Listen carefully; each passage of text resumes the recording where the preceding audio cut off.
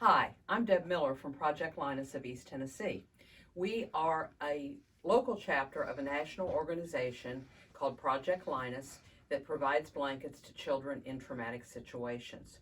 These blankets normally go to agencies such as local children's hospitals, the child advocacy centers that serve children that have been abused, to some of the homeless shelters, to our military families, and to we also fill individual requests for children that are in particular traumatic situations. We have blanketeers all over the area and some outside the area that make blankets. Don't know how many we have because some people make one blanket and we never hear from them again, and then we have other people that regularly make blankets. When we say blanket, that's everything from a quilt, like these quilts, to a crocheted blanket, to a fleece blanket. It's just all different kinds of blankets. And we serve children from babies, sometimes the tiny little infants that are in the NICU, and through teenagers. The kinds of blankets that we do, like I said, are quilts, like these beautiful quilts here.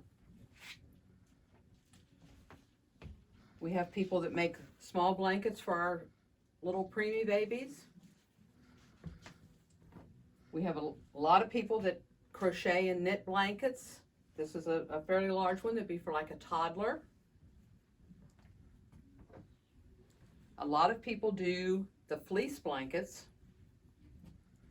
This one is one that has a crocheted edging on it. You see a lot of the tied ones around a lot, but these crocheted ones lay real nice, but we also take the tied blankets.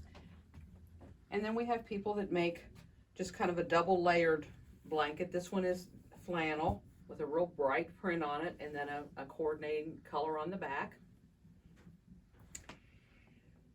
We get about 2,500 blankets donated a year, and we will have done about 40,000 blankets since the beginning of our organization in April of '03. We have some special initiatives that we do. About 95% of our blankets stay local to the greater East Tennessee area. And then we also help with other chapters around the country that might have a particular crisis. For example, when there's a hurricane or flooding and they have a large number to serve, we will also ship blankets there. Just like we've had some of those chapters ship blankets here into the East Tennessee area when we had local crisis in this area. We do a lot to support our military families. We have make sure that if we have somebody in the area that loses a loved one serving in the war or serving our country in some way, that we make sure that the children in that family receive a blanket. And sometimes we do those through the funeral homes, through the local hospitals, through churches, just depending on the best way to get connected with that organization, with that family, to make sure that they get served. We have a special program called Hugs for Heroes, which is a program where we make blankets for a baby that's born where the father might be serving overseas or out of the area, and then there's a small pocket blanket that goes with it that's about 4 by 4, and that blanket is then sent to daddy to carry with him to remind him of his child that's waiting for him back home. If you have questions about Project Linus, there'll be contact information available at the end of this video, and we always welcome your questions. We have a website, we're on Facebook, we have YouTube videos, we're on Instagram, and if you're interested in making a donation, you can do that through our national site. You can send a check to our local chapter here. If you do the national site, make sure you designate that it's for the East Tennessee chapter so that the funds come our direction.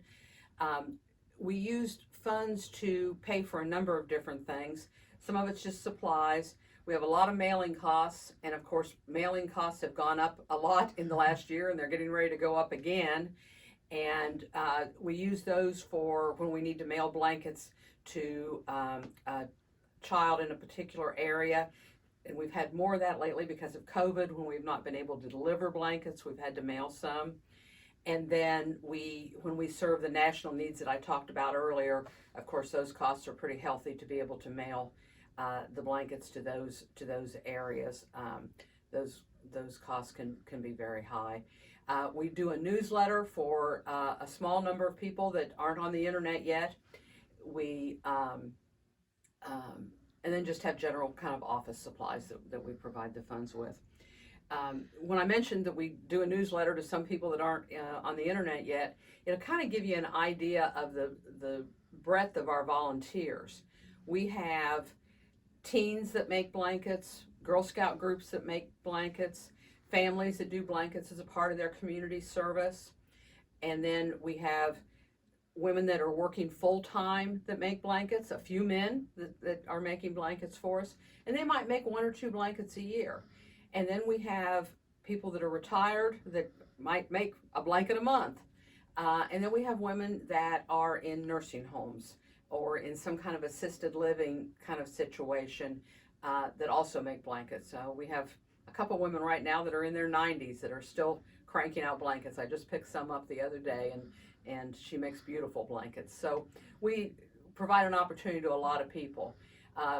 For me, it was a great opportunity when I first got started in Project Linus, because I was working full time, didn't want to do another meeting. I was already doing enough of those through work, but I could come home at night and sit down and crochet and work on a blanket and get the satisfaction of giving back to my community. Thank you.